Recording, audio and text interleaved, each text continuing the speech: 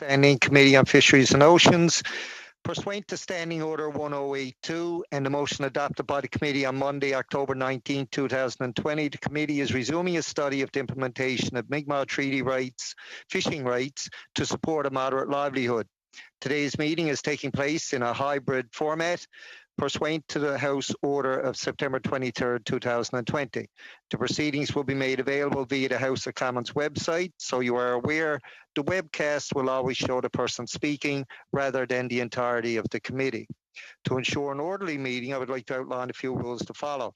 Members and witnesses may speak in the official language of their choice. Interpretation services are available for this meeting. You have the choice at the bottom of your screen of either Floor, English, or French. For members participating in person, proceed as you usually would when the whole committee is meeting in person in a committee room. Keep in mind the directives from the Board of Internal Economy regarding masking and health protocols. Before speaking, please wait until I recognize you by name. If you are on the video conference, please click on the microphone icon to unmute yourself. Those in the room, your microphone will be controlled as normal by the Proceedings and Verification Officer. A reminder that all comments by members and witnesses should be addressed to the chair. When you are not speaking, your mic should be on mute.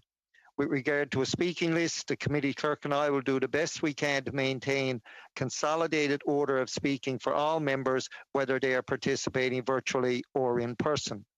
I would now like to welcome our witnesses today. We have Department of Fisheries and Oceans. We have Matthew Hardy, Manager, Fisheries and Ecosystem Sciences Division, Gulf Region. And we have Kent Smedbull, Manager, Population Ecology Division, Maritimes Region. And from Oceans North Canada, we have Ms. Susanna Fuller, no stranger to this committee. We will now proceed with opening remarks. Dr. Smedbull from DFO, you have 5 minutes or less, please. Yes, members of the committee, thank you for inviting us here today. This is an opportunity for us to speak about DFO Science's role in providing advice in both DFO Maritimes and Gulf regions of Atlantic Canada, notably with respect to lobster fisheries. My role in DFO Science is that of Division Manager responsible for fisheries assessments in Maritimes region. I'm joined by my colleague Matthew Hardy, who has a similar role in Gulf region. As you know, the mandate of DFO Science organization is to provide information and advice for decision making. And in the context of fisheries, this means providing information on the biology of species, the status of their populations, providing advice on levels of sustainable harvest, and using ecological information to make inferences about the health of populations. In this way, DFO's science program supports the conservation and sustainable use of Canada's fisheries resources. We undertake monitoring of fisheries and Canada's oceans. We conduct research that addresses questions relevant to our mandate, and we use this information to generate advice through the Canadian Science Advisory Secretariat. This work is often done in collaboration with partners, both domestic and international. With respect to lobster specifically, stocks are generally healthy throughout Atlantic Canada. Environmental conditions continue to be favorable for productivity of lobster in our waters. And DFO Science provides targeted assessments for different lobster fishing areas. And these areas vary in terms of assessment approach, as well as population and ecosystem considerations. As such, today, my colleague and I are here to respond to any questions regarding lobster science in Gulf and Maritimes regions. And again, thank you very much for allowing us to present.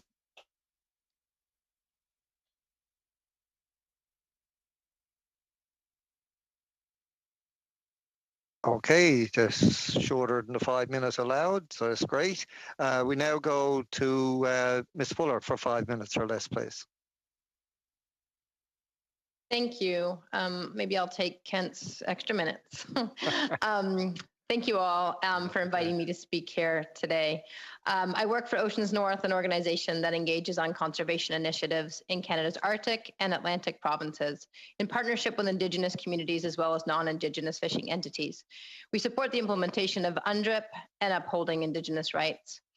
As many of you know, I was very engaged in the modernization of the Fisheries Act and supported the inclusion of Section 35 of the Constitution in the Act. At the same time, we were one of the few environmental organizations who also supported the inclusion of owner-operator provisions. in the Act because we fully understand their social and economic value in rural communities. We also worked hard to ensure that the Fisheries Act requires the rebuilding of depleted fish populations. My perspective on this issue comes primarily from my role as a biologist and conservation practitioner, but also being keenly aware of the economic value of the fishery to coastal communities and the relative state of poverty in First Nation communities. In my experience, crises emerge because those with decision-making power fail to make the hard decisions or tackle the real challenges in a timely, creative, and thoughtful manner. As a case in point, we are far from rebuilding the northern cod stock, despite its collapse 30 years ago, and concomitant impacts on coastal communities because we made the wrong decisions at the wrong time, or we avoided making the right decisions at the right time. The conflicts we see unfolding in our communities, on our wharves, and the hearts and minds of so many people who are watching what is happening in Atlantic Canada is, in my opinion, the result of a failure to address three key issues over the past 3 decades: ensuring the health of Atlantic Canada independent fishery, full implementation of the Marshall Decision, and conservation of fish populations. These are not new problems. I had the chance to go back and look at the Atlantic Fisheries Policy Review, and there has not been full implementation of that review. That started in 1999 and the same year as the Marshall Decision and completed in 2004. I will just remind you of the vision of the Atlantic Fisheries Policy Review, which says that the fisheries will become a biologically sustainable resource supporting fisheries that are robust, diverse, and self-reliant, effectively involve all interest in appropriate fisheries management processes, are sustainable, economically viable, contribute to the economic base of coastal communities, and provide for the constitutional protection afforded Aboriginal treaty rights where Aboriginal and non-Aboriginal resource users work collaboratively. This is from 15 years ago, and it also included commitments to preserving the independence of the inshore fleet. As you're well aware, independent fishers are the big small business of Atlantic Canada, yet there's been a growing concentration of the resource that leaves many feeling as if their industry does not have a future. Amendments to the Fisheries Act were in part addressed this. However, there remains the fear that in every given year about the uncertainty of the fisheries, further exacerbated by a declining labor force, ballooning licensing costs, and an uncertainty about the health of key fish populations. Fear and uncertainty are significant, but not the only ingredients in the current conflict. The lack of comprehensive, responsible, and accountable organization of parts of the inshore fishery also mean that they seldom come together on a joint vision for their industry. In my experience, there has been a lack of education by the various fishing associations of their members on the importance of the content of the Marshall Decision or how reconciliation can take place proactively. I am pleased to hear that there are efforts ongoing right now by the Federation of Independent Fish Harvesters to address this and to improve education. On moderate livelihoods, as mentioned, the AFPR also stated an important objective of this policy framework is to provide for Aboriginal participation and involvement in fisheries management decision-making processes so as to promote collaboration between all resource users. I concur with others who have presented here on the failure of DFO to address the issue of moderate livelihood since the clarification of the Marshall Decision. While attempts have been made, these have come at the expense of fisheries governance opportunities. As well, I expect the failure has been in part because it's impossible to envision the endpoint, as what needs to happen is a transformational. It's much more difficult to address an issue in the midst of a conflict. However, conflicts emerge because an issue has not been addressed. Reconciliation and upholding the Marshall Decision and treaty rights is never going to be easy, but avoiding it has made it much more difficult. From listening to others who have presented to you, it's clear that the governance of First Nations fisheries is one of the key concerns. The AFPR defines co-management as the sharing of responsibility and accountability for results between Fisheries and Oceans Canada and resource users. And they will eventually also encompass the sharing of authority for fisheries management. This is what I'm hearing many First Nations asking for. Interestingly, a legal commentator in 2001 stated that the AFPR has the potential, though whether or not it will is unclear at this point in time, to fill the regulatory gap that has existed since the 1990 Sparrow decision. Finally, my third point is on conservation. In the end, if there are not healthy fish populations, there will be no fishery. The fish do not care who catches them. Lobster has been the savior of our rural economies, with increasingly valuable exports being realized largely on the backs of lowest trophic level fisheries. The lobster fishery requires an incredible amount of bait, of which herring and mackerel have been the species of choice. These are now at historically low levels, largely as a result of setting quotas higher than the populations can bear. As the moderate livelihood fisheries expand to other species and new areas, it's imperative that there are joint data collection protocols, science assessments, and consideration of fishery-wide conservation measures to ensure that we are not jeopardizing the future of communities, human and ecological, First Nations and non-First Nations. Integrating the two-eyed seeing into how we manage fisheries will also be an important step. Finally, just a reminder that Fisheries and Oceans Canada manages the fisheries for the public good, and I would argue that upholding First Nations rights, ensuring the future of coastal communities, and rebuilding fish populations are all in the public good. My final point relating to moderate livelihoods is that the fishery cannot be expected to bear the entire responsibility of bringing First Nation communities out of poverty. Much, much more needs to be done to bring jobs and livelihoods to First Nation communities across all economic sectors and to make reparations for our centuries of colonial history. Thank you. Thank you, Ms. Fuller. It was a little over time, not much, so not too bad. We'll now go to our questioning rounds, of course. First up, for 6 minutes or less, Mr. Calkins. Thank you, Chair. I want to start off with our scientific personnel in the Department of Fisheries and Oceans. I want to ask a question about the management. Notwithstanding, you mentioned that it was your mandate to look after the fishery, and of course that mandate I think has been broadened now to actually include Crown Indigenous relations. Notwithstanding that, as someone who is responsible for the biologist or the biology or the scientific side of it, whether there's, I'm not going to ask you specifically about whether or not you understand Marshall or Marshall II or all of those things. But right now, Mr. Smedbull, what we're dealing with is access to the fishery, the chartered right that the Mi'kmaq have to it, and the apparent access to management of the fishery, which is, I believe, different than access to the fishery itself. And I would like to ask you a question about collaborative approach that DFO takes in dealing with its stakeholders and others, and whether or not you believe that collaboration is the best way going, with DFO ultimately being responsible for the management of the fishery. If you believe that collaborative co-management is going to work, or if non-collaborative co-management will work in ensuring the long-term sustainability of lobster stocks.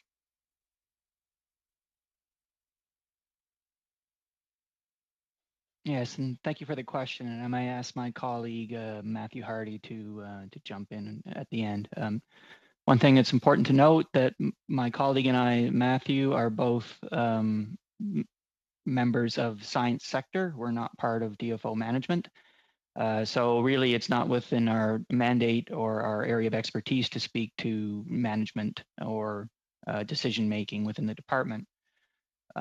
So I would turn your question to our role within science sector and our role for provision of advice. When we do provide advice or when we undertake our monitoring programs, we do collaborate with a number of other entities, both internal to the department, external to the department, and NGOs, other agencies, and including First Nations. And we'd be happy to collaborate in any sort of monitoring programs in the future. And we are open to have those discussions around lobster or any other species. And there are examples already, I think, of fulsome science monitoring and research collaborations throughout the Atlantic zone. But really, in terms of co-management, that's an area that's beyond our expertise. And I will turn it over to Matt if he has anything he'd like to add. Yeah, thank you, Kent. I mean, I think you've answered it well. I think the only thing that I would add is that from my perspective, some of the best science actually comes from collaborative programs that we have with stakeholders in the industry, where we are able to benefit from the expertise from the fishing industry and from other stakeholders and right holders to do research that we might not be able to do otherwise, and incorporate their views and be able to more fully explore some of the scientific questions that we're asked to look at as we try to fulfill our mandate. So, in your opinion, then, is collaborative research the same as collaborative management? Thank you for the question. Not necessarily. I think that collaborative research and collaborative monitoring can inform management, but it is somewhat separate than the actual practice of managing a fishery. And I think I would leave it at that. When you guys set a season for a fishery, let's say in the LFA 34, what factors go into deciding the opening and closing dates, and how does conservation factor into that decision? Yes, again, thank you for the question.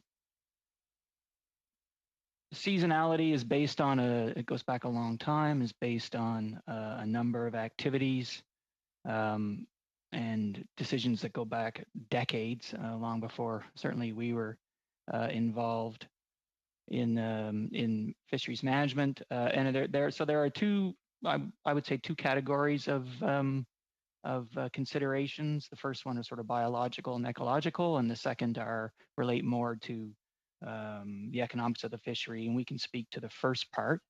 As you know, lobster fishing seasons do vary by lobster fishing area across the Atlantic zone.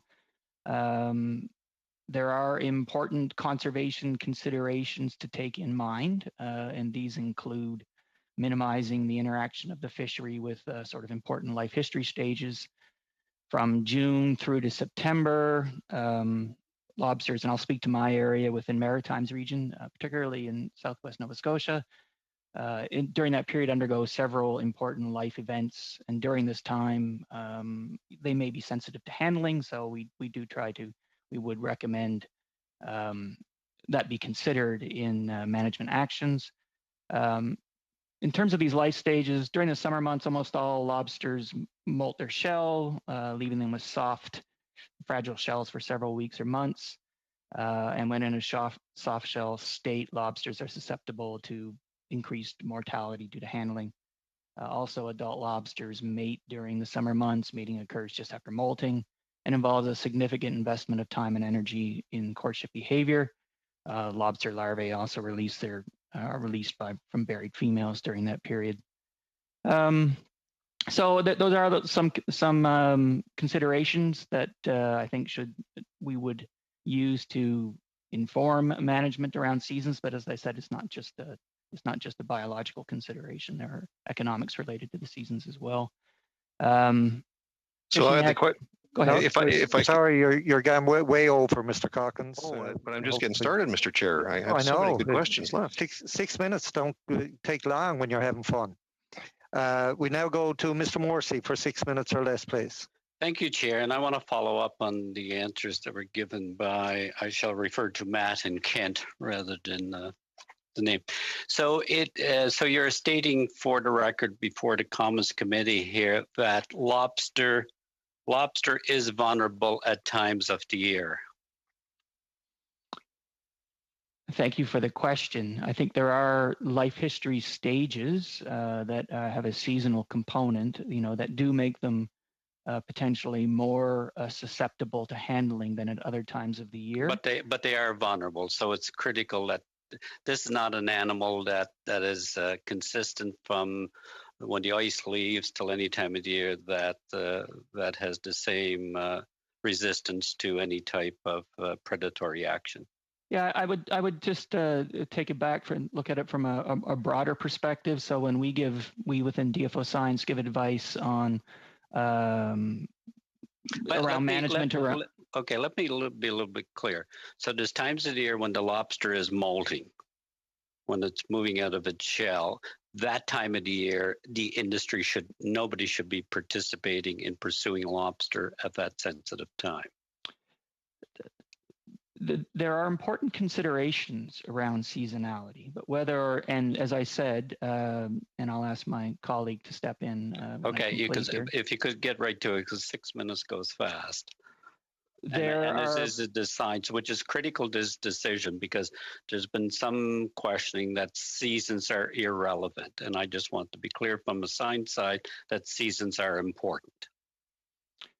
Handling of lobsters during a soft shell period or during their spawning may have individual level effects on that lobster, so they're more susceptible to handling, could lead to increased mortality or sublethal effects. Whether or not that handling has a population level effect is a function of several other factors, such as the amount of handling, the size of the population. But you don't have control over that. DFO You do science not. Does not. Okay. Has DFO Science ever recommended or advised the changing of season time? And I'm not referring to just a few days at the opening of SAR. In the last, let's go 10, 20, 30 years, has DFO ever recommended the expansion of seasons within the commercial fishery? Thank you for the question. So I manage a division of science that undertakes assessments in Maritimes region. Within Maritimes region, to my knowledge, science has not recommended, without being asked, any changes to season. I would defer to my colleague for other regions. Okay, Mr. Hardy, quickly. Certainly. So within the Gulf region, I can speak to my experience.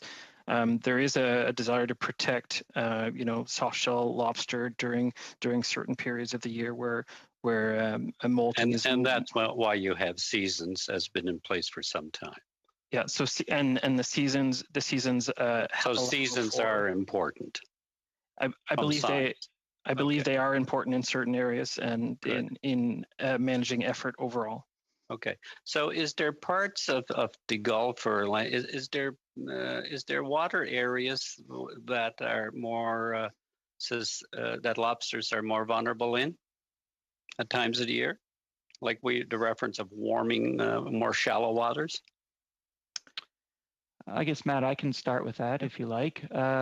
Within Maritimes region and the Southern Gulf, lobsters are sort of at the middle of their range, if you think about that. So we don't expect there any impacts that may arise from climate change. No, I'm not referring to climate change. I'm just the normal cyclical warming of shallow bays that has been known for some time. Yes.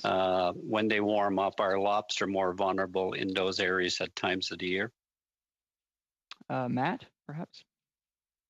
So perhaps I could just offer that, lobsters in those warmer waters tend to go near shore. Often females that are egg bearing come near shore to seek those warmer waters and to help with the development of their eggs.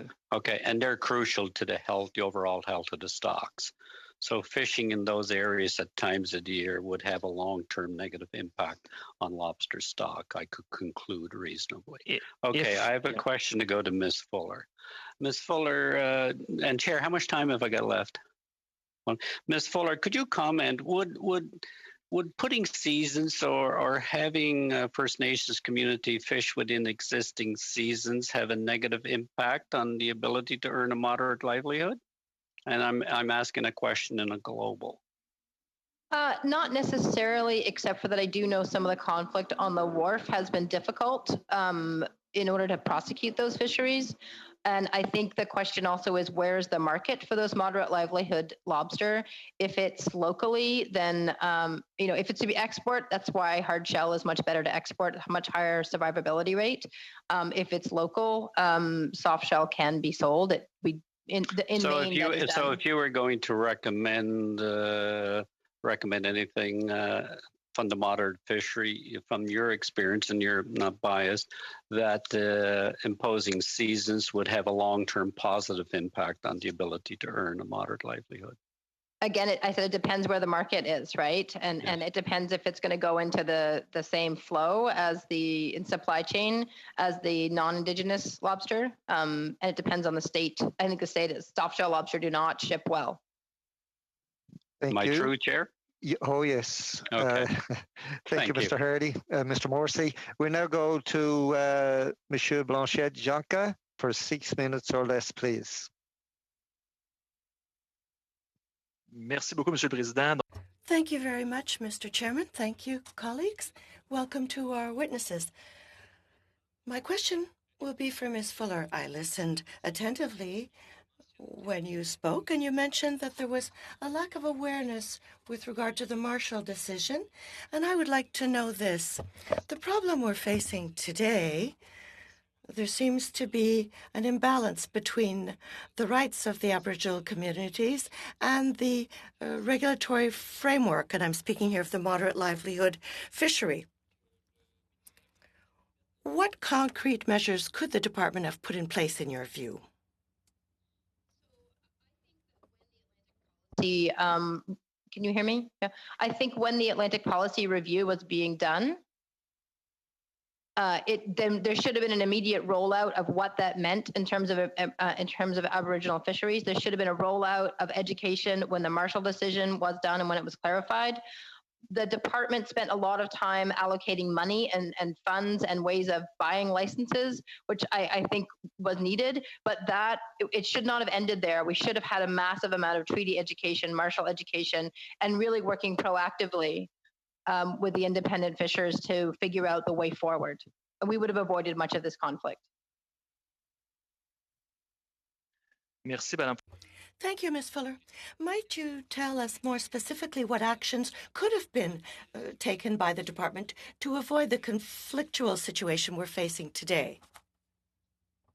I think immediately trying to work with First Nations on moderate livelihoods and understanding what was, the moderate livelihood, it's not black and white. It's different for every community, as others have said here, but allowing that to go forward in a way that was not conflict oriented. I think we spent quite a bit of time since the Marshall decision and since the first commercial communal licenses were purchased.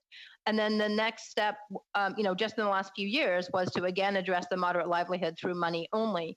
This is a very complex issue. It is not going to be solved by money only. We need policies and education and regulations around moderate livelihood that are done jointly with First Nations communities. And we're going to have to do a lot of that going forward to repair a lot of the relationships that have been broken and suffered in the last few months in Atlantic Canada. Merci, Madame Fuller. Thank you, Ms. Fuller. I'm hearing the word awareness raising or awareness again. Are there actions flowing from other things than awareness raising that could have been brought forward by the department and that would have helped us avoid the dramatic situation that we're yet again facing today? An example. So when the government of Canada committed to protecting 10% of its coastal and ocean environment in 2015, I heard that at every single Fisheries Advisory Committee meeting that I went to, every single one. And I will say that I have never heard until maybe more recently, this is what the Marshall decision is. This is how we're going to start to consider it when we think about fishery science and management. This is how we're moving forward on moderate livelihood plans with Indigenous fishers. This is how it links to conservation harvesting plans that are put forward by the non-Indigenous fishery. There's many practical ways that it could have been advanced. And it wasn't done. And I just think, again, like stating that we are going to implement Marshall and this is what we think it could look like, I have not heard that at Fisheries Management Advisory Committee meetings. If that's specific enough. Merci beaucoup, Madame Fuller. Thank you, Ms. Fuller. My questions now go to the officials from Fisheries and Oceans Canada. Based on the explanations Ms. Fuller has put forward, could you tell me if this is something that has been done on the part of the department, more awareness raising? Yes, thank you for your question. Again, I can speak to aspects of that relate to science sector. Certainly in the last number of years, we've rolled out a number of training programs for our science staff to make them aware of moderate livelihood, the Marshall decision, just in Indigenous reconciliation programs. We have set up in a couple of areas through the regions in additional activities for working with Indigenous groups and First Nations, but it's really not for me to speak to sort of the management approach and around moderate livelihood fisheries. Merci, Monsieur Smedball. Thank you, Mr. Spedball. Might you tell us if there's a definition with regard to moderate livelihood, those levels? Again, thank you for the question. As a member of science sector, I'm not aware of a definition, but really it's not something for science sector to speak to. It's a policy statement and a government to government issue. Est-ce qu'il serait possible? Mr. Smedball, might we obtain a definition from the department of what moderate livelihood means? Thank you for the question. I'll take that back to and as a follow-up request and see if we can provide the committee with something. But I think the minister did Merci beaucoup, sit before the committee. Une autre des responsabilités principales. Thank you very much. Another major responsibility of the department is resource conservation. Could you tell us if the department knows how much predation is done for this moderate livelihood fishery? In terms of removals from moderate livelihood, I'm not, at least science sector does not currently have that information.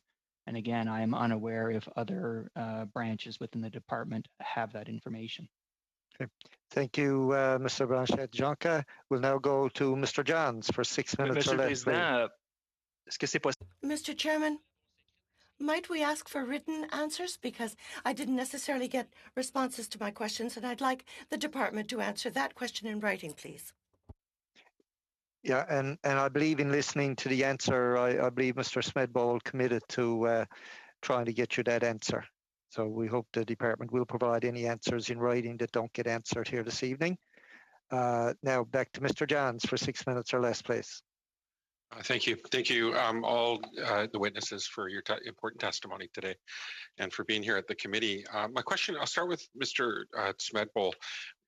You've been asked a lot of questions about the impact of the moderate livelihood fishery, especially recently with the Sabaganagaddy.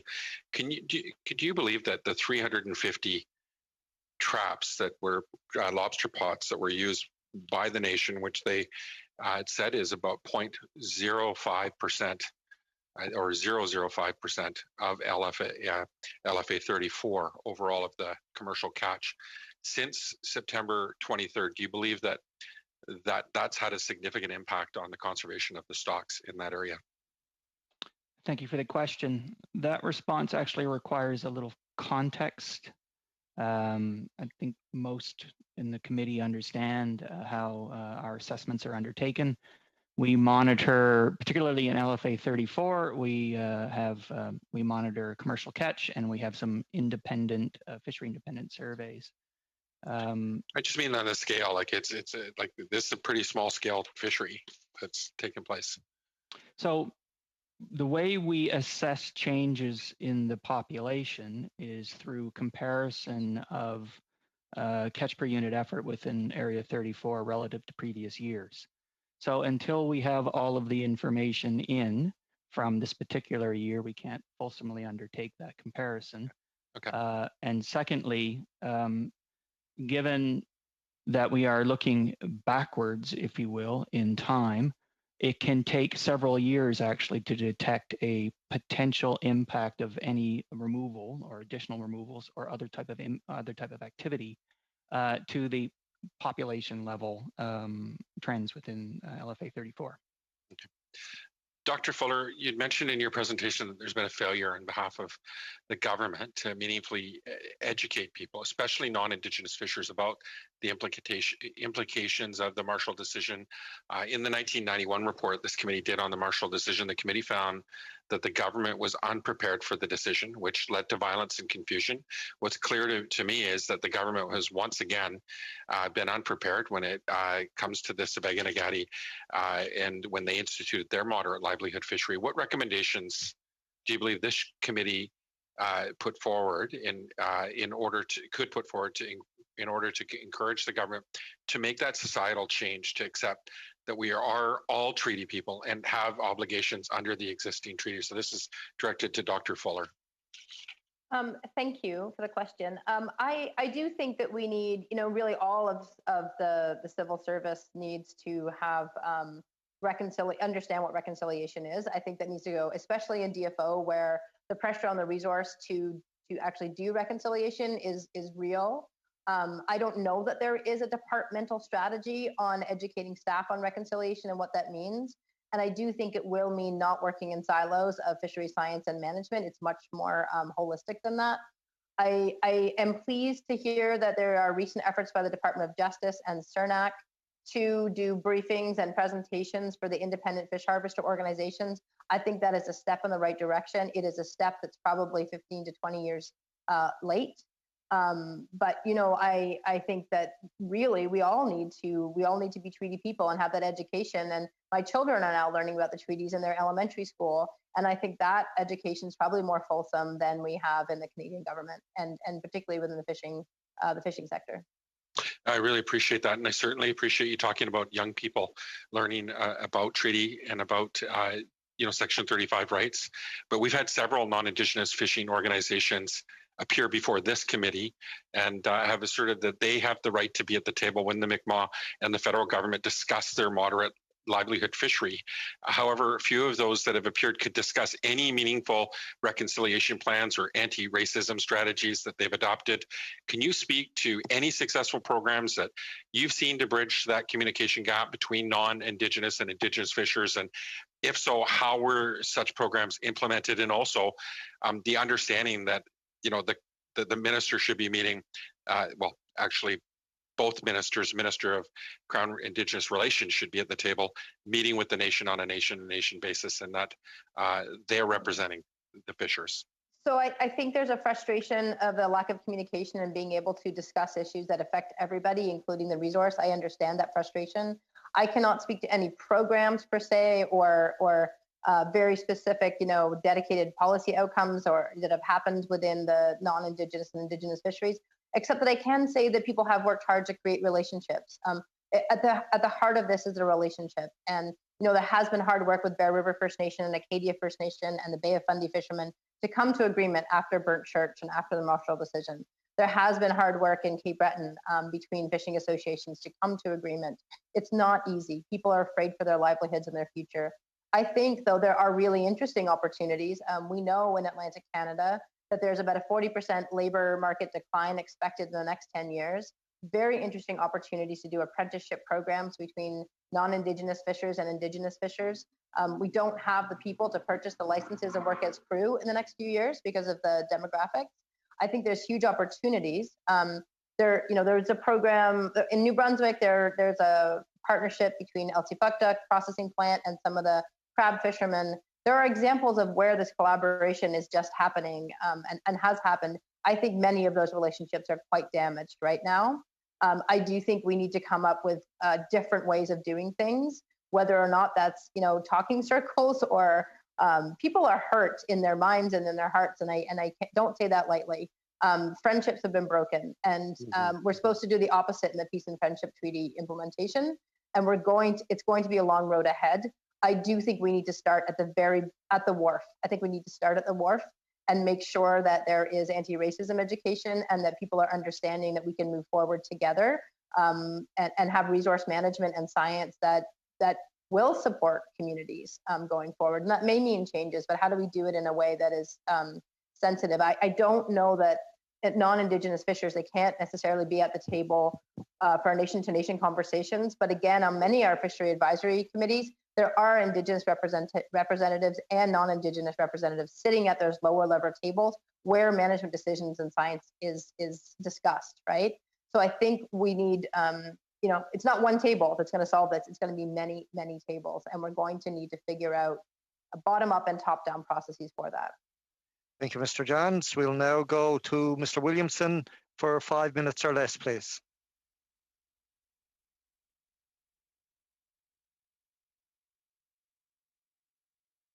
You're on mute. Pardon me. There we go. I was thanking you, Chair, thanking our witnesses, and I'll turn right to our friends from DFO.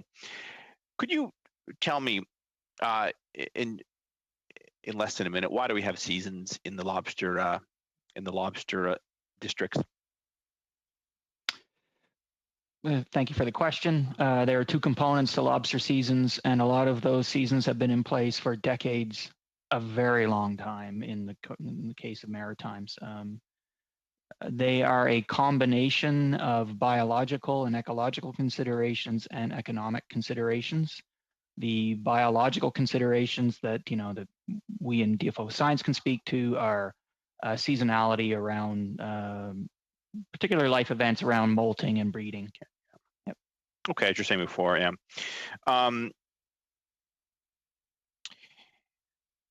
Why do you think it's necessary to protect the soft shell lobsters or lobsters that are molting?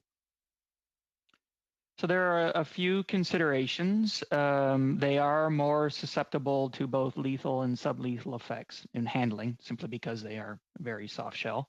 And that's just the act of fishing. I mean, that's even if you had to throw them back, they're a greater risk of dying, aren't they, in the whole process? It's the handling of them, yes. Even animals that are, say, undersized, or, well, they wouldn't be soft shelled and buried, but animals that are outside of the harvest window, they are handled and returned to the water. And there are studies that demonstrate for crustaceans, soft shell crustaceans, that post-release mortality exists. Yeah, okay, thank you. And if I could offer, sorry, just from firsthand experience, a very soft lobster, is very prone to damage. And if its shell is pierced in any way or damaged in any way, then it's prone to infection and whatnot from an individual lobster perspective. And that's right. And the act of hauling up a lobster, getting it out of a cage, and even throwing it back can be quite violent. In my experience, would you agree with that? There is certainly a higher likelihood of mortality of that individual lobster if it's in a soft shell state. Yeah, it does depend how they're handled. No, of course. But again, on the back of a lobster boat, when you're hauling in traps, it's not a it can be a rough and tumble environment. Do you believe that establishing seasons in the Maritimes and enforcing them has led to the higher catches that we're seeing today, that the seasons have been have helped ensure lobsters are there for future generations, or for future seasons, if you like? Yes, thank you for the question. I would have to say that the short answer is that's unknown. We have sort of first principles, biological and ecological reasons to suggest to minimize interaction with lobsters when they are soft shell or when they're in their breeding season, but we don't have definitive evidence to suggest that that's the case. So that there's no evidence going to the 1970s, before, when there were no seasons, to today. You wouldn't look at that data and see that there's been what I think are rapid increases or annual increases in the stock. That's a very good question. There certainly have been substantial and I would say remarkable increases in lobster productivity and abundance in the last 20 years. But whether or not that can be directly attributed to conservation or seasonality is different. Remember, those seasons have been in place for a long time. And it's only in the last 20 to 25 years that we've seen this really large increase in abundance and productivity. Last question. I think I got about 20 seconds. I've got 40 seconds. Can you talk to me? What does the medium and long-term future of the Bay of Fundy look like when you consider climate change, warming waters? My understanding is that that's putting, from a scientific point of view, from everything I hear, whether it's from out of New England, Maine, in our area, downward pressure on the stock. At the moment, that area is sort of within the core central area of lobster range. So we're not expecting, if there are negative impacts from climate change, we're not expecting those in the short term. It is factual that at the very southern extent of the range, due to increasing temperatures, we've seen a very sharp drop in productivity of lobster, say off New England, and an increased susceptibility to disease. So long term, this is an area of concern and will continue to be an area of both concern and research. Thank you. Thank you, Mr. Williamson. We'll now go to Mr. Batiste for 5 minutes or less, please. Thank you. And thank you, Dr. Fuller, for joining us today. You mentioned that there's a lot of fear and uncertainty around the fisheries, but you also mentioned that there's actually some really good practices where we're hearing that justice and CERN are starting to provide education. But I'm wondering, do you feel that there is anything that we could do with technology or communications that could help alleviate some of the fears and uncertainty out there? Do you have any recommendations for us? Absolutely. You know, I think that the data from the FSC fisheries and the moderate livelihood fisheries should be made public. I think that has just been made public. The moderate livelihood fishery from St. Mary's Bay has been made public. I think we need, detailed information on catch rates, but I would also say that that needs to come as well from the non-Indigenous fishers. The more information that we have together, the better we can understand, the impact of increasing the fishery.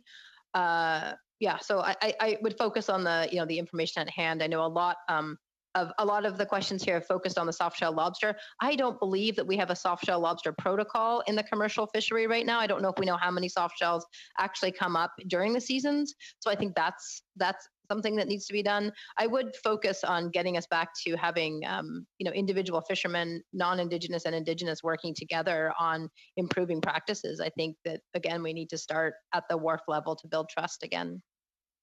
Okay, thank you very much. My question now is for DFO. You said that the lobster stocks are healthy. And to me, that would mean that there is not a conservation issue. And of course, we know from Aboriginal case law that the only way to infringe an Aboriginal or treaty right is through conservation or safety. But a lot of people don't trust that data and say, well, they don't know. Can you tell us how DFO measures whether a stock is healthy or not? Is there indicators kind of like forest fires or COVID that say that this is, green, orange, red, any kind of that kind of information out there? I'm really trying to get a sense of how DFO measures whether something is lobster stocks are safe. Yes, thank you for your question. And again, I'll turn to my colleague if he has anything additional to say. In Atlantic Canada, our lobster stock assessments are indicator-based. We, as I said earlier, compare recent information on catch rates or landings relative to historical trends.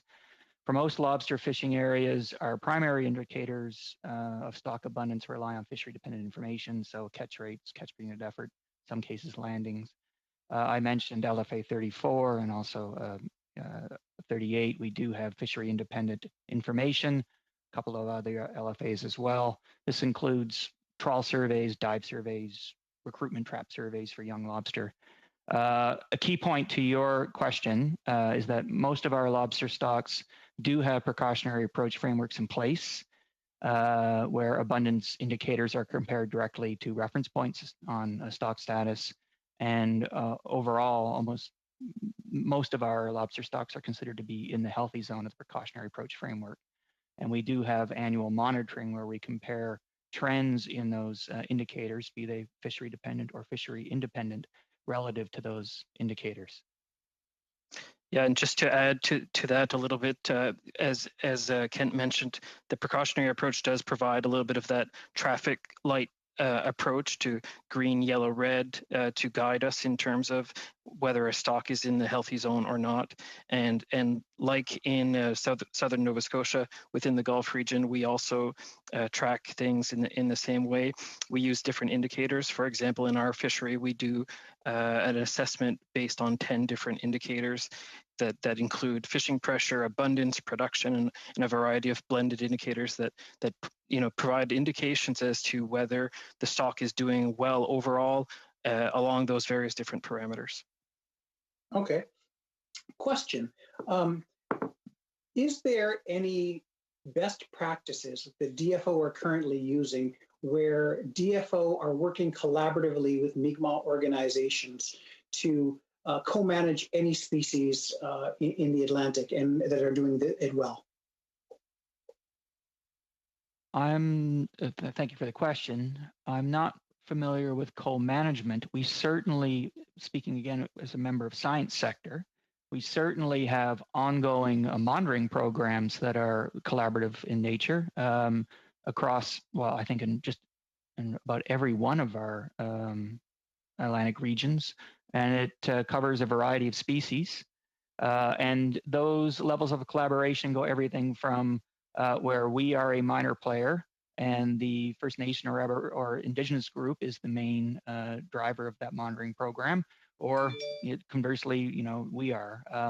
But in terms of lobster, I'm not familiar with a co-monitoring and for specifically for co-management. And I would again turn to Matt if he's aware of any examples. One that does come to mind that might be close is with Eskazoni and Unamaki in the Bredor Lakes, where they have an ecosystem-based sort of management plan for the lakes, which is quite comprehensive and a very it's a high level, it's a high quality work and high quality document. And Suzanne actually may have some idea of this one as well. Thank you. Actually, Mr. Batiste, you're gone a little bit over time. We'll now go to Mr. Blanchette Janka again for 2.5 minutes, please. Merci, Monsieur le Président. Ma question. Thank you, Mr. Chairman. My question will be for the departmental witnesses. I would like to deal with the management plans for Aboriginal community fisheries. First of all, do you believe that it's possible to effectively manage the stocks of a species if there's a regulatory framework that's in place over one and the same territory? Yes, thank you for the question. I would again speak to sort of our scope, which is in science, and in terms of monitoring, we would provide advice on the overall related to the overall health of the stock and trends within that population, and we currently and would in the future would look at the issue of total removals relative to a sustainability target or within a precautionary approach framework. And even now, we don't break that down by fleet or the component. So I know that doesn't directly answer your question, but from a science perspective, we could certainly provide advice if asked on a variety of different management schemes. Merci, Monsieur Smedball. Est-ce que ça serait possible? Thank you, Mr. Smedball. Might we get a written response? I'm a little confused. Earlier, I asked you if you had a mechanism for measurement, and now you're saying that, yes, it might be possible to manage this, but it's a little confusing to me. So a clarification from the department would be appreciated, please. Also, could you tell us what would happen if the regulatory framework of an Aboriginal community was directly in contradiction with that of the department? Yes, thank you for the question. Again, that's directly outside of our mandate and area of expertise within science, but I'd be happy to take a follow-up for that question. Merci des précisions, Monsieur Smedball. Est-ce que le ministère? Thank you, Mr. Smedball. Does MPO believe that its regulatory framework should supersede those of different Aboriginal communities? Again, that's not my area of expertise within the department. As the minister said last week, je vais y aller sur ma question concernant l'accès à la ressource et la access to resource and conservation. Could you tell us at what stage it would be useful or appropriate to eliminate moderate livelihood fisheries? Thank you for the question. I would take a step back and look at it from a broader perspective, not identifying any particular fishery, but let's say for overall health and sustainability of a stock. So multiple fisheries on the same stock. We provide advice again on the overall trends within the population, how surplus yield within that population is apportioned among users is not a science question. That's a policy question. But in terms of additional mortality or removals within a population, I know this answer is not the most palatable, but it depends. It depends on a number of factors within an LFA. It depends on the size of that LFA, so population abundance. Merci, Monsieur Smedball. J'irai avec toujours une demande de réponse. Thank you, Mr. Smedball. Once again, I would ask for clear written responses. If a fishery were, that's it for you, your time is up. We now go to Mr. Johns for 2.5 minutes, please. Dr. Fuller, it's clear that one of the issues when it comes, can you hear me okay? Yeah. one of the issues when it comes to conservation is that DFO could be doing a much better job with data collection and catch monitoring. What solutions to this problem do you see needing to happen? Is it like a question more of funding, hiring more regulators, greater enforcement of dockside or logbook monitoring, and also maybe you can share how can the federal government better work with First Nations to incorporate Indigenous knowledge into the data collection process? Thank you. So the first part on what we could do better on fisheries monitoring, I am pleased to hear how much the inshore fishery has been worried about conservation, because I've worked for a long time to try and get more monitoring. Whether it's a video monitoring, electronic monitoring, or better logbook reporting, that is often opposed by fishermen. So I think maybe there's an opening now that we do have a fisheries monitoring policy. We can start to actually get much more better timely data from the inshore fishery. And I think at the same time, we should talk to the Mi'kmaq fishery to figure out what's appropriate in terms of timeliness and data, and that there is an opportunity for some collaborative data collection, absolutely. But we have to, there is a trust issue that we need to rebuild. And on the second question, can you just repeat that? Yeah, how can the federal government better work with First Nations to incorporate Indigenous knowledge into the data collection process? So I think the COSIWIC assessments that we do under the Species at Risk Act do have quite good terms of reference for Indigenous knowledge. I think there are at least people thinking within DFO about how to the CSAS process, which is the Canadian Science Advisory Secretariat. The CSAS process should actually work on some terms of reference for incorporating Indigenous knowledge. And to my mind, there has been one in Nunatsiavut that has incorporated Western science and Inuit knowledge on par with each other. So I think we need to do much more of this, and DFO needs to learn quickly as to how to integrate Indigenous knowledge systems into that science advisory process.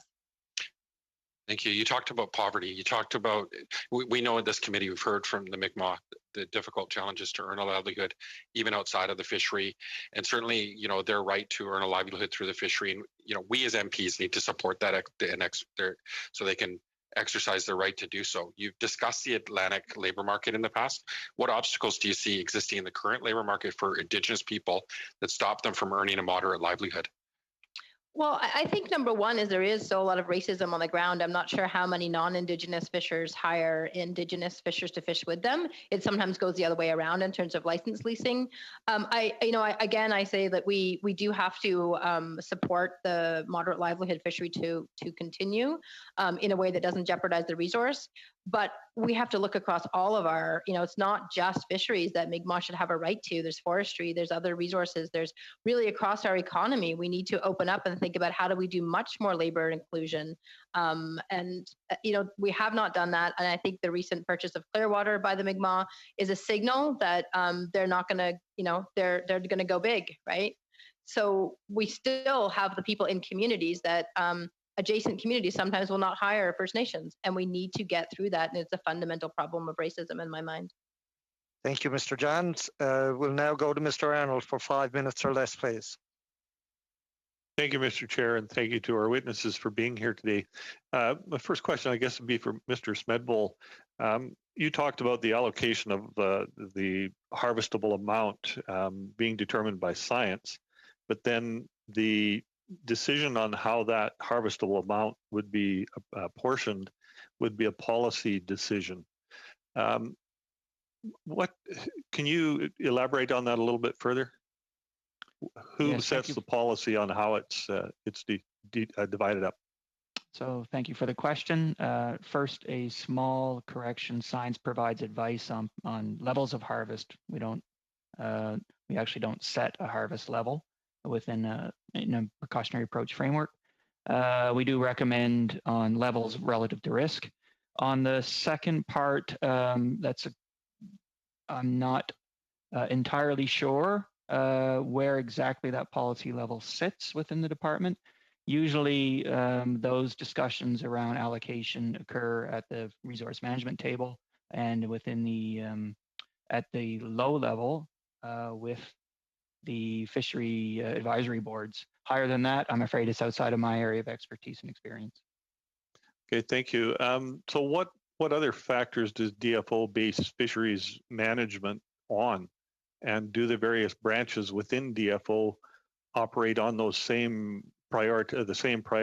prioritization of parameters in determining seasons? Thank you for the question. I can speak again for fishery science, DFO science in general around that. Our role is to provide advice for resource management and provide advice on particular questions that we're tasked with addressing. Usually those answers are couched in a language of sustainability and risk in terms risk to the resource. But really, sir, I'm afraid that I simply don't have the expertise or the experience to answer the second part of your question. Okay, thank you. Is the conservation of fisheries the preeminent objective of DFO science? Our role within DFO science is to provide advice on sustainable use of harvestable resources.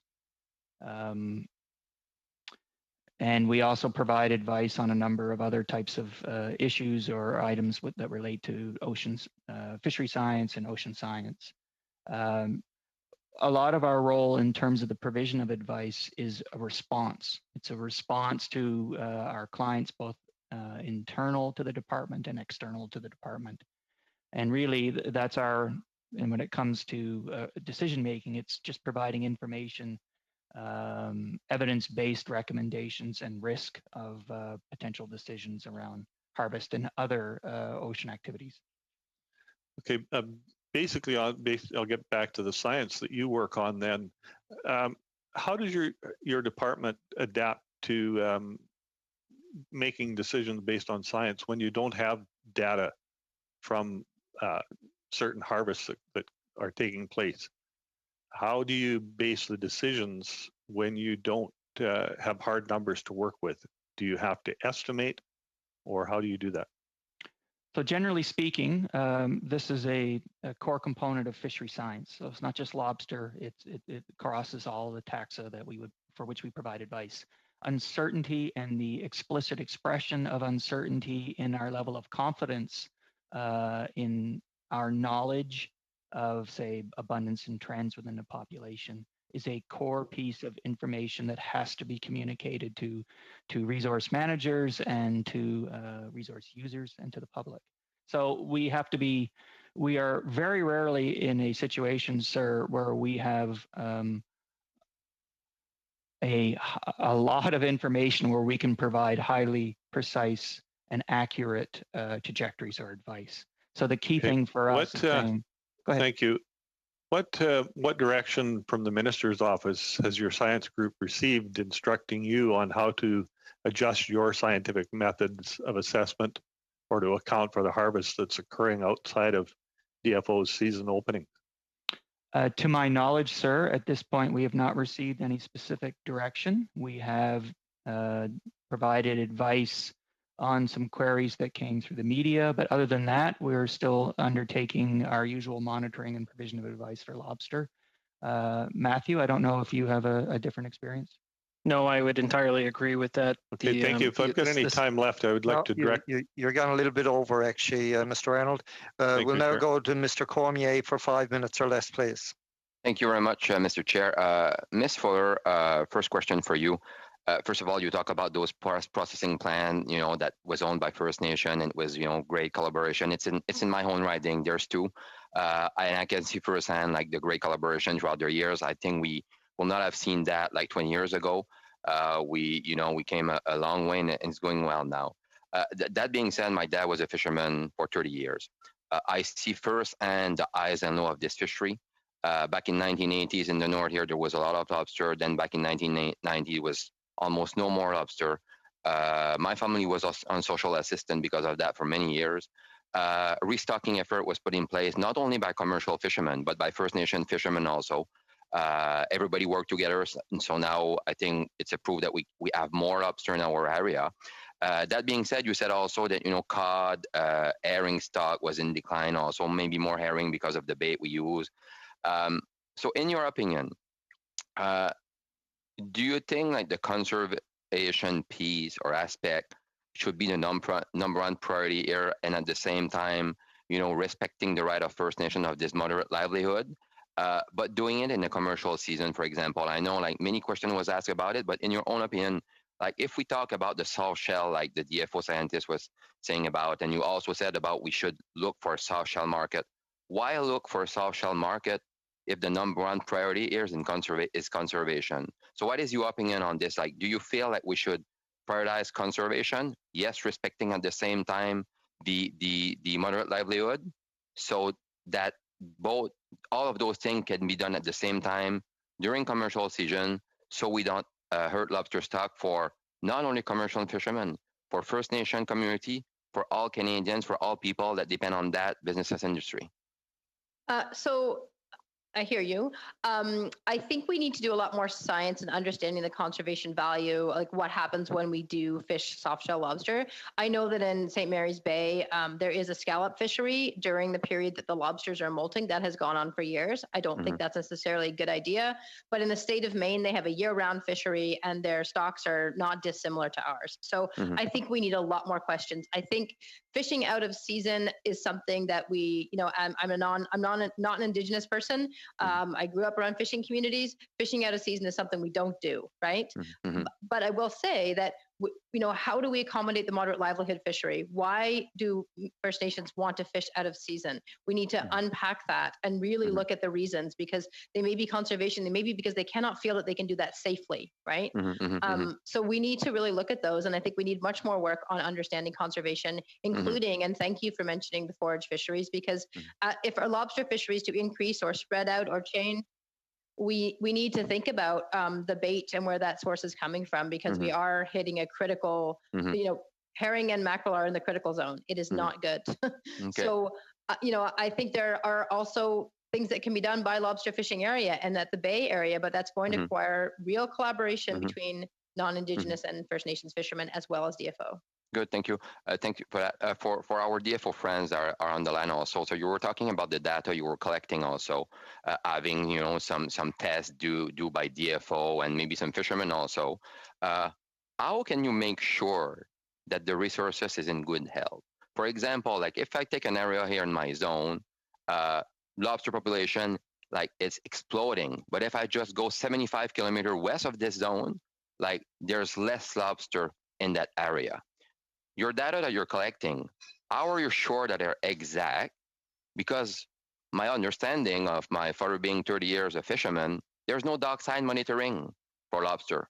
There's no quota being put in place. There's nothing of that. So how can you make sure that the resources is in good health if we don't have the perfect and accurate data, like in other fishery, like in crab, for example, that we have quota, we have like good data also. Like how can you make sure that the lobster resources is in good health? Yes, thank you for your question. There are several components to that to unpack. The first one is that in a lot of LFAs, we are dependent on fishery-dependent data. And so, that comes in the form of logbooks and landing slips. That's the information that we get, to work with in science. We do have in several other areas fishery-independent data collection that we can use to either compare to that fishery-dependent data or tune it, if you will.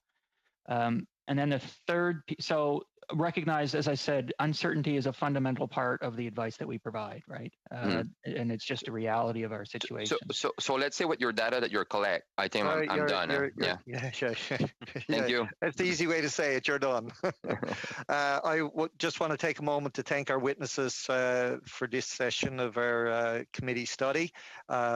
From the Department of Fisheries and Oceans, Mr. Hardy and Mr. Smedball, it's been a pleasure. And from Oceans North Canada, Ms. Fuller, glad to see you at committee again with your educating us on various topics. We will now allow the witnesses to leave so as we can go into committee business for the remaining 45 minutes or 44 minutes of committee. Thank you again. Thank you for the opportunity. Thank you.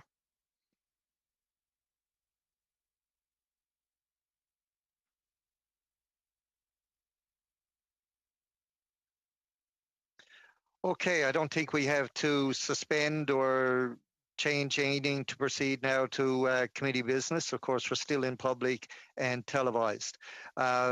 we've had a number of requests, I guess, to do some try and do some committee business. So we will do that now for what time is remaining. I know we have to things we need to do. I think right off the top is kind of decide where we're going with the current study on moderate livelihood. How many more meetings, or when do we want to come to a dead stop and do recommendations or drafting instructions to our analysts? And of course, what study do we do next? And I will say right from the start, I think we only can plan right now up as far as December 16th. We don't know what's happening beyond that. So we'd probably have to keep it to that. We won't get a lot done between now and then, I wouldn't say. Mr. Johns, I see you waving your hand. I suggest that we wrap up the study that we're doing right now. I think we've heard from witnesses, and I think it's time to get a report done and then get to the salmon study and finish it, because we were in the middle of that study. We've got a salmon emergency in British Columbia. We need to get those recommendations out to the minister. I'm a bit concerned that we aren't having that in place for the economic statement that they're making on Monday. So, let's hope that they're addressing it there. But I mean, there's important items in that study, and I think, and then Ms. Gill, it's her turn coming up here. I think we should be doing something there as well. Okay, Mr. Hardy. What Gord said, yeah, I think we need to get back to that salmon study, because there's a lot of loose ends there that need to be tied up. I mean, we've broken that study up, and we've gone, a fair distance on the current one.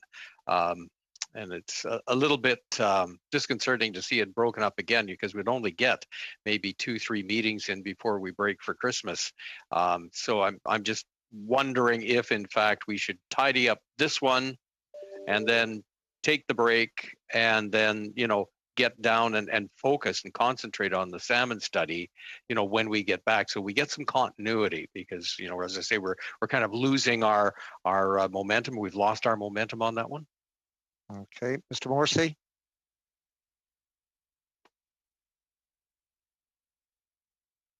Sorry, Chair. I was distracted.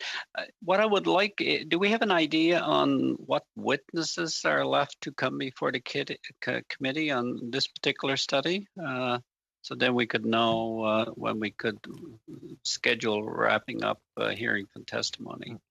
The one area that we did not hear on to any extent from the department was on the whole question of legality and how the department interpreted Marshall, and what areas require additional clarification. We heard a lot on resource and impact, but we did not hear a lot on the legal aspects and interpretations. Okay. Nancy, perhaps you can answer Mr. Morrissey to some degree on the number of witnesses left. Certainly. Just to start, I just sent to all the P9s, so all your personal email, the list of witnesses who appeared, who was invited, who has declined. So I just sent that a minute ago to your personal email. A vast majority of the witnesses were invited, if I can say, during that time. And I will say that indeed some of them were not yet invited. They are the ones who usually require more of a notice, a longer notice. Alors, les témoins qui généralement demandent plus que quelques jours. There are witnesses that sometimes ask for a few days warning and they haven't yet been invited, but perhaps we could take a few minutes to look at the list that I've prepared. Mr. Chair, I didn't see that list on my P9 yet. Okay.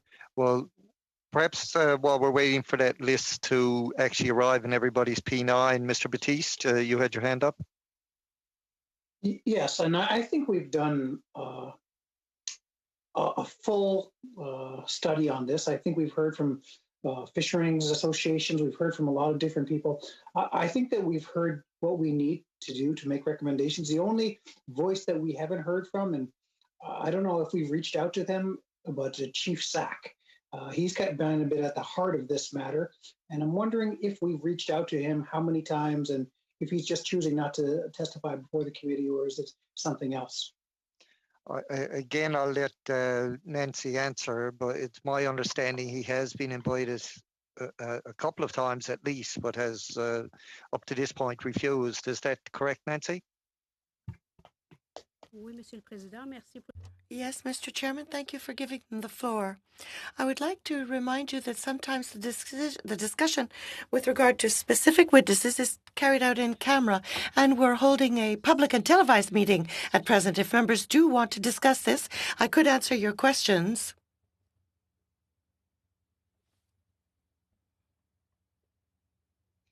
See, Madam Gill. Thank you, Mr. Chairman. I simply wanted to propose that we conclude our study, but I see that people weren't in agreement initially, but the last few speakers seem to be in agreement with that. Mr. Johns. Sorry, thanks. Looking at the list from my take, it looks like we've exhausted the list. The people that aren't coming, and don't want to testify. And I think we should wrap it up and get back to the salmon study so we can finish that.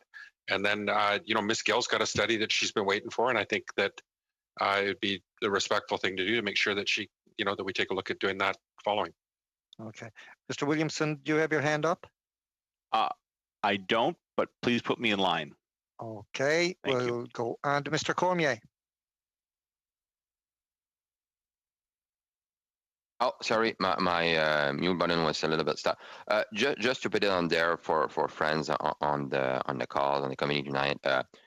I'm more like I want also to hear more about salmon. Also, I think what we're doing in terms of study right now, I think we can maybe hear more also. I just want to put it out there that I propose a study about the North Atlantic right whale also.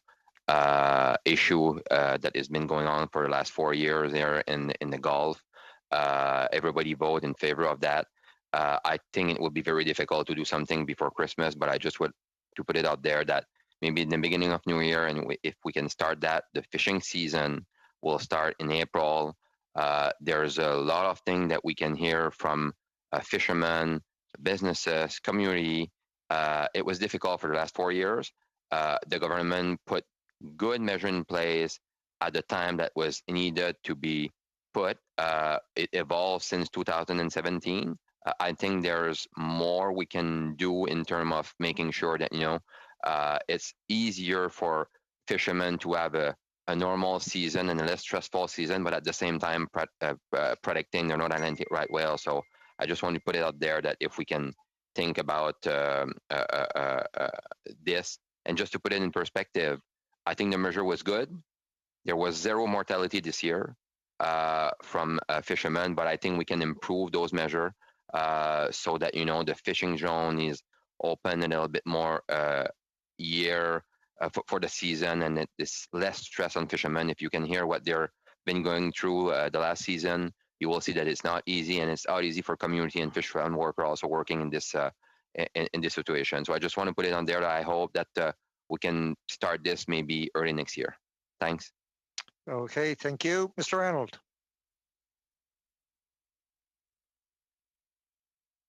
You're on mute.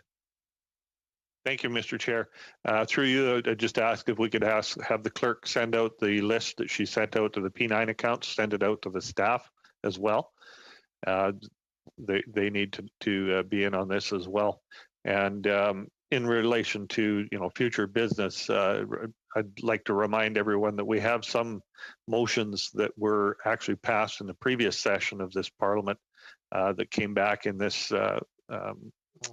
once we resumed. Those were already on the docket previously, so let's not start sliding things ahead of what we'd already set out in a previous session. Okay. Mr. Williamson. Yes, thank you. I'll make the case for a few more meetings. I would be very interested in hearing some folks address specifically the Marshall decision, what I've found in particular, both from committee members and certainly the public at large, is a lot of discussion on perhaps how the environment has changed, and that might be valid. But I think this committee needs to look at what Marshall said and did not say from legal scholars or lawyers, or perhaps even people that argued the case, or those that have experience in that area of the law. As well, I would like to hear very much from a few folks from DFO that have been all over the airways in Atlantic Canada. I'm thinking in particular Dr. Dadswell, I believe that's how you pronounce his name, who's been on doing multiple interviews. He was a DFO in lobster research in the 70s and 80s. He continues to be in that field, and he's had some very interesting things that he's been telling the public that I think need to be put before this committee. And I think there's just a sample of witnesses that we need to hear from. Okay, thank you. Mr. Calkins.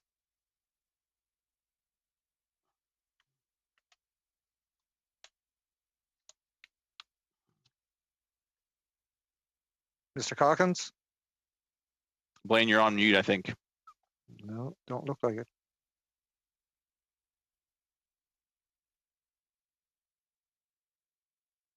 I had this issue with my mic as well. You might just have to unplug it and plug it back into the computer, Blaine. Now it's on mute.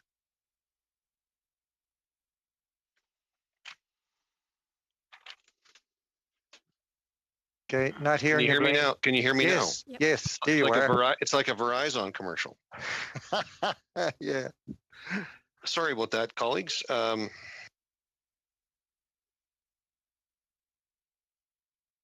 can you hear me? Yes. This damn, I'm about to have a conniption. So in light of what Mr. Williamson just said, I'm prepared to be a little bit more flexible. But look, I mean, I don't know how many more people need to come and tell us that what we already know as committee members. But if there is some other tidbits that can be gleaned, I would be in favor of that. What I was going to propose, Mr. Chair, is that we, if there's a few witnesses left that Mr. Williamson or others would like to hear from, we can leave the committee meeting. We can leave that possibility open if they're available.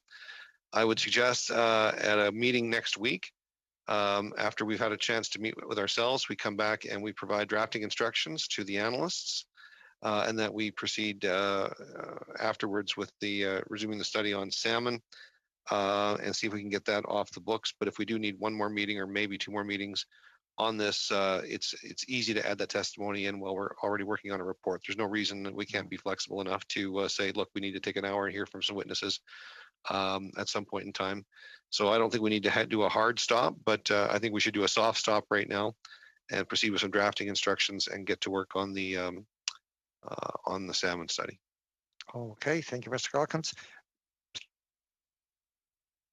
Mr. Bragdon. Thank you, Mr. Chair, and just wanted to check, and this is more procedural, Mr. Chair, just in regards to whether it's if we continue with this committee for one or two more sessions, if additional witnesses are able to join us, and then moving into the West Coast Pacific salmon study, or going back into that. Just something that I think would be very helpful to the function of us and as committee members is if we can get the list of witnesses that are going to be appearing before the committee a bit sooner or further in advance for preparation purposes. Sometimes we're getting them the same day or getting it. And I know sometimes that may be because of confirmation or not hearing in time. But if there is a way for us to be able to get that in advance so that we can prepare and be ready to go, and have time to make sure we're set to go for the committee meetings as well, and have prep time for our staff for questions and research, et cetera. So just want to put that out there. And I understand there are times maybe when you just can't reach the witnesses. I get that part of the equation, but if at all possible to get notice of that sooner would help us immensely for sure. Okay. Thank you, Mr. Bragdon. And to part of your comment, I do understand from the clerk that she has been exhaustively trying to line up witnesses, but unable to reach them. And it's the last second when somebody is available or not. So at times it is difficult to give the list of witnesses out, but we will try and get that resolved and work on a little bit harder so people can prepare for the meeting that's upcoming. Mr. Morrissey. Thank you, Chair. And I agree, this may sound strange, but I agree with Mr. Williamson that that the committee should take another meeting or two to go to list. I'm looking at the list that was sent by the clerk to us, and I see Robert Thibault on here that it was recommended we have in. And when I look across, to me it appears as if he said yes and appeared, which he didn't appear. So how, when you say the list is exhausted, I don't quite see how we arrived at that, Madam Clerk. Let me see. If that is the case, it's definitely a mistake that I would have done trying to make sure. I'm not saying it's when I'm looking across. I'm not real sure. Let me have a look at this. Okay, while Nancy is having a look at that, like I'm kind of getting a message that it's time to start cluing this one up and get it done and move on to salmon, hopefully before Christmas. So maybe if I could suggest, if we allocate the next meeting for any witnesses that we can come up with for that particular meeting. Is it a full? Will that be a full meeting, a full 2-hour session, Mr. Chair, for witnesses? It'll be a full 2-hour session, but if we haven't got enough witnesses, maybe partway through the meeting, we can move into drafting instructions. And we'll see if it's anything else, anyone else can't come that one, but come the next meeting after, and dedicate what's left between now and December 16th beyond this to try and cluing up the salmon study. So as we can get that one off the books, and then when we move into the new year, we can start off fresh, new study, or perhaps 2 studies on the go at the same time if need be. But I think if we can clue up the 2 of this before Christmas, I think we'd be after accomplishing what we can for leading up to the Christmas break. And instead of starting something completely new and not getting anywhere with it before we break for Christmas, and then having to try and refresh our memories when we come back. So is everybody on side with that kind of synopsis? I don't see any dissenting votes. So just one question, not a dissenting. When you say the next meeting, do you mean this coming Wednesday? Wednesday and Monday. Because Wednesday has already been allocated. Oh, okay. So basically a week Monday would be our last meeting then. Okay. Yes. All right. Through our vice chair, could I just be sure there's that Dr. Dadswell is at least approached, and I'll provide his contact information as well. Okay. Yeah. If you can provide that to Nancy, Mr. Williamson, it'd be great, and the contact information if possible. I'll do that. She can try and line that up for you. I'll do that. I might make 1 or 2 suggestions. So thank you very much, Chair. Okay. Thank you. So Nancy, I think we know where we're going between now and December 16th. Is 1, maybe 2 meetings at the most to clue this up and drafting instructions, and then we'll try and clue up the West Coast salmon study. Thank you. And just to clarify, the House will not be sitting on December 16. It stops on December 11. All right. Thank you for that. I just looked at the kind of drop dead date was the 16th. So I think that still gives us enough time to get those meetings in and get clued up. So that's what we'll aim for. And I don't know if there's anything else anybody wants to raise right now. Madam Gill. I don't have a question. I just wanted to make a comment. I think I was the next on the list. Est-ce que ça va? Je continue?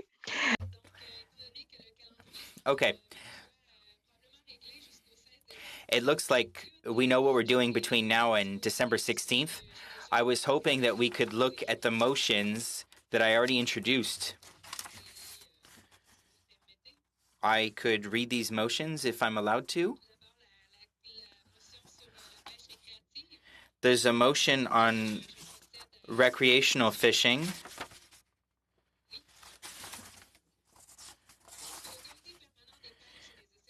that the committee undertake a study on reforms to rules and laws regarding recreational fishing for the east of Quebec, that we look at what has gone on in British Columbia, and that we consider scientific data.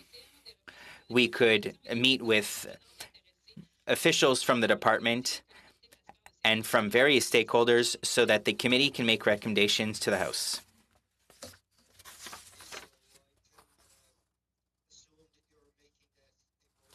Now for committee to do that. Hearing any discussion? Yes. Est-ce que vous m'entendez? Oui. Hearing no discussion, Okay. Nancy, will we go to a recorded vote? Certainement, Monsieur le Président, s'il n'y a pas de débat sur la motion. Okay, Mr. Chair, if there's no debate on the motion. So on the motion dealing with recreational fishing, Mr. Batiste. I vote against. Mr. Beach. Point of order. Can I get? I didn't. Can you read the motion? From Nancy, from the clerk. I didn't get. I can certainly read the text of the motion again. Okay.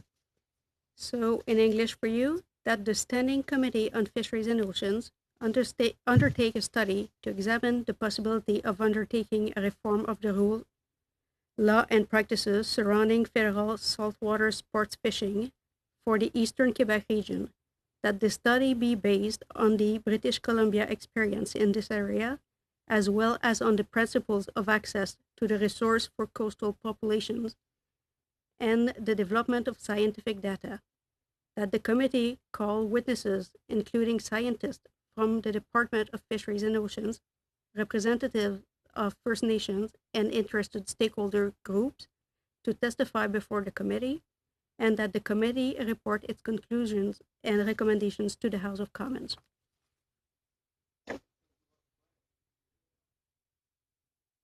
All good, Mr. Johns? Yeah, you're still on mute, Gord, but I seen you nod your head that it was okay. That's great. All right, continue, Nancy, please. So back to the recorded vote. Mr. Beach? I vote against the motion, Mr. Chair. Thank you. Monsieur Cormier? Je vote contre la motion. Mr. Hardy? I vote against the motion. Mr. Morrissey? Against. Mr. Arnold? I vote for the motion. Mr. Bragdon? I vote for the motion. Mr. Calkins? In favor of the motion. Mr. Williamson? I vote in favor of the motion, please. Madame Gill? Je vote pour la motion. Mr. Johns? I vote for the motion. Yeas, oui, 6. Nays, non, 5. Okay, motion is passed. You had another one you wanted to put forward, Madame Gill? Oui, j'avais deux autres motions toutes courtes. La première sur les... Two other motions.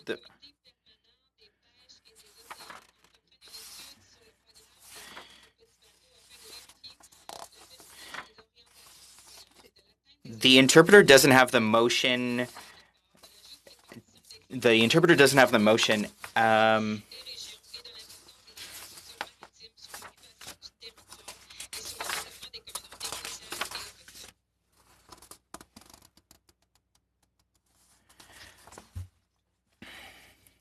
So that the Standing Committee on Fisheries and Oceans undertake a study on the Small Craft Harbors program to determine whether the program's directions are still relevant and whether it is still achieving its objectives, to examine the state of the national system of harbors, to determine whether funds are being distributed fairly among the various types of harbor facilities and regions, and to assess the importance of marine infrastructure on land use and on the development of coastal and First Nations communities.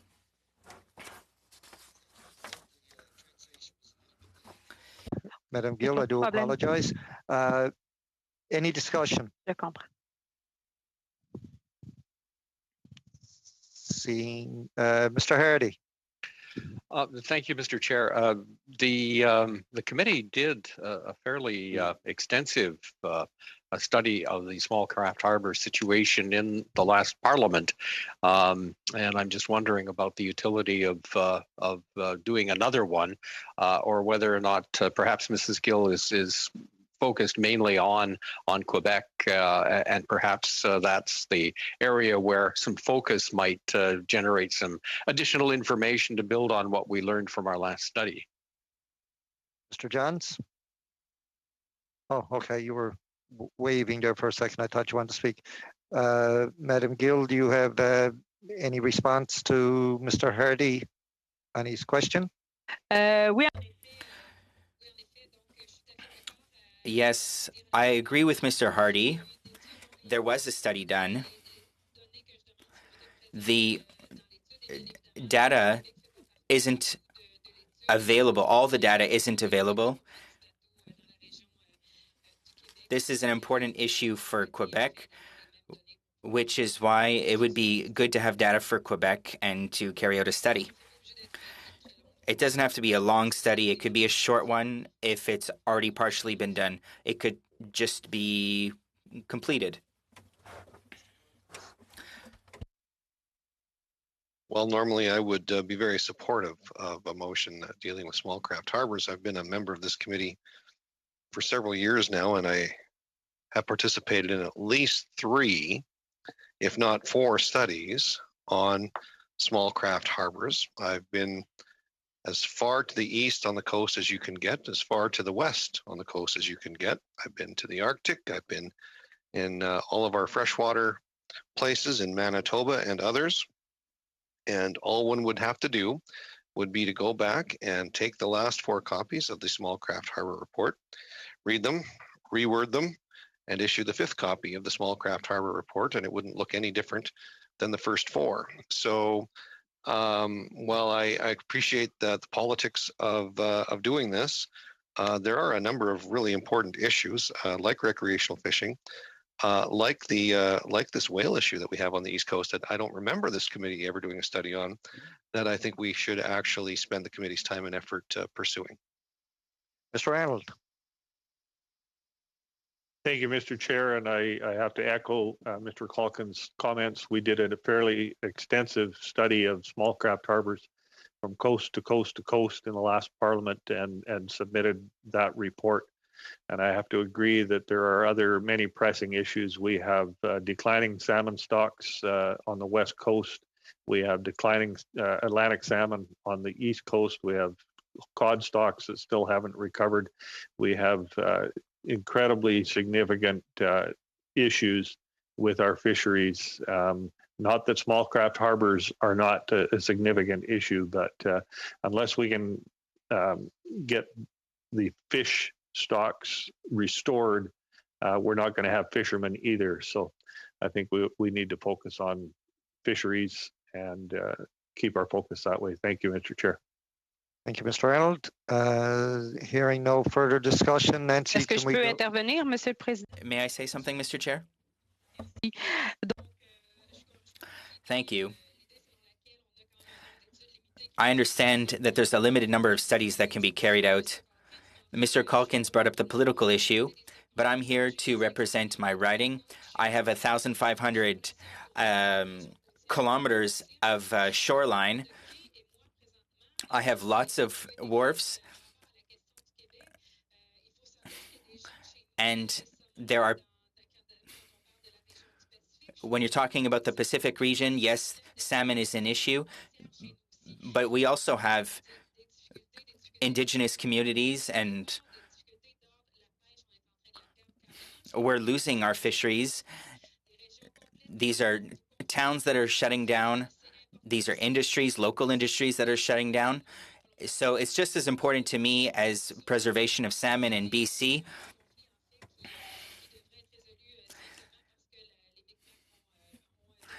The Mi'kmaq are entitled to subsistence fisheries. And so those would be my arguments. And I'd like to know when a study was done on Quebec specifically in the last 30 or 40 years. Whether it's Eastern Canada or Western Canada, I think it's good that they be included in our studies. Otherwise, we can move on to a third study on seals. Okay. Seeing no further discussion on this particular motion, Mr. Beach. Thank you, Mr. Chair. I had the raised hand function, but thank you for noticing my wave. For my friend and colleague, Madame Gill, just for the clarity of committee, and I know that you have several motions that you've given notice to, it sounds like the consensus of the committee is moving towards finishing the moderate livelihood study, moving into finishing up the Pacific salmon study, and then there are a couple of options, including a motion that just passed. Could you give us some insight as to what would be your highest priority out of the various motions? Would it be the recreational fishing motion that just passed? Or if you had to choose one of them to go as your highest priority, or the next one that we were to study, would you be comfortable sharing that information with the committee? Madame Gill? Of course. It's like your children, you don't want to choose one over the other. Of course, it could be recreational fishing, but for economic reasons and social reasons. So whether we're talking about harbors or seal, they are all important for me. So I am answering without really answering your question, but yes, of course, it could be recreational fishing. So seeing no further discussion, can we go to a vote on this one, Nancy, please? Certainly, Mr. Chair. So the vote is on the motion from Ms. Gale on the Small Craft Harbors program. Oui. Mr. Baptiste. I vote against. Mr. Beach. I vote against the motion. Monsieur Cormier. Je vote contre la motion. Mr. Hardy. I vote against the motion. Mr. Morrissey. Against. Mr. Arnold. I vote against. Mr. Bragdon. Against. Mr. Calkins. Against. Mr. Williamson. I vote no. Madame Gill. Je vote pour la motion. Mr. Johns. I vote for the motion.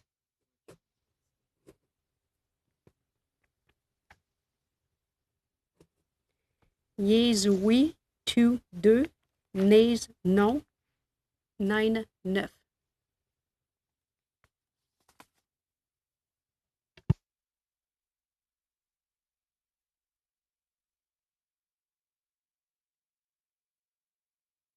You're muted, Mr. Chair.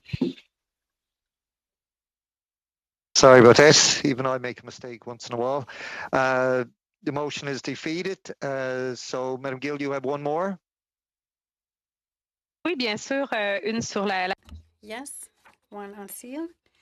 That the Standing Committee on Fisheries and Oceans undertake a comprehensive study of seals that would examine the ecosystem impacts of seal overpopulation in the waters of Quebec and Eastern Canada, international experience in seal stock management, the domestic and international market potential for various seal products, social acceptability, and the social cultural importance of developing the seal hunt for coastal and First Nations community with access to the resource. Okay, we've heard the motion. Any comment? Mr. Hardy. I'm just wondering if Ms. Gill would like to include the West Coast in that. We have seals out there. In fact, we have lots of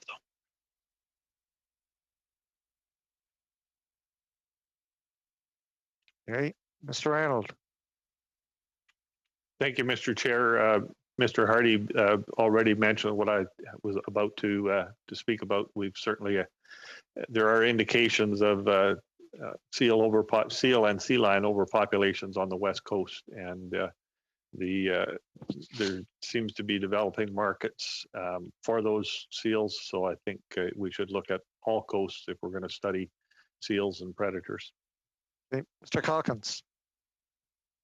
So, Chair, I thought in the last Parliament, or maybe it was the one before, maybe we'll have to do some digging, but I think we've kind of studied the seal issue almost as much as we've studied the small craft harbor issue. And I'm pretty sure those reports are side by each going back through history for the last 15 or 20 years or so. But I'm more than happy to take a look at this because it is an issue. I think we should do a whole of ecosystem and actually study the Department of Fisheries and Oceans' ability to do ecosystem-based management of species across the whole plethora of cetaceans, fish, the benthic zone, and so on, because there's a whole bunch of creatures that can't be actively managed by the Department of Fisheries and Oceans, including pinnipeds, proportion to the rest of the food chain. So more than happy to have this discussion. Thank you. Mr. Morrissey. Mr. Chair, in the spring, this committee had approved a motion that I had submitted. Madame Gill, it was almost, it had similar objectives to your study. I was wondering, and I believe I had submitted, I don't have the paper with me, but I believe it was retabled with the clerk in both official language. We'd have it. Maybe we could put the two together. The study I had wanted us to travel to West European countries that have been successful in managing the seal population, and to get testimony from them. But Mr. Calkin, I don't recall in the 5 years that I've been on the committee, I don't recall us studying seal. It might have been back during Harper's. I know we've done it. It might have been back before that. But on this one, I think it's timely we do. There's growing populations, the concern on both the east and west coast, and but if we could blend the two together, Madame Gill, would you comment, please? Because this committee, and you were present when that committee made the decision on a motion I had brought, if we could bring the two together, including travel to see those countries that have actually been effectively managing the seal population. Okay, Mr. Johns. It's not often Mr. Calkins and I agree, but I think we need to have a whole of ecosystem-based approach at looking at species. And I agree with him that it needs to be expanded and more broad, certainly having forage fish involved as well and the different predators. I think that it's important that we talk about more of a whole of ecosystem-based approach and how this committee takes a look at things, because I think that there's a lot of work that needs to be done here. Yep. Thank you, Mr. Johns. Madame Gill. Merci, Monsieur. Thank you. 3 things. First, to include the West Coast, I'm open to that. We could amend the motion to that effect. So yes, my motion is similar to the motion that was presented in the spring. However, in the motion, we had planned to travel in European countries, but given the COVID situation, this is something that we could not include in the present motion. As for Mr. John's comment, the idea is not to exclude or to take the seal separately from its ecosystem. We need to consider the whole ecosystem, but the idea is to focus on that species. Because, of course, it's a predator, but we want to have scientific data and solutions.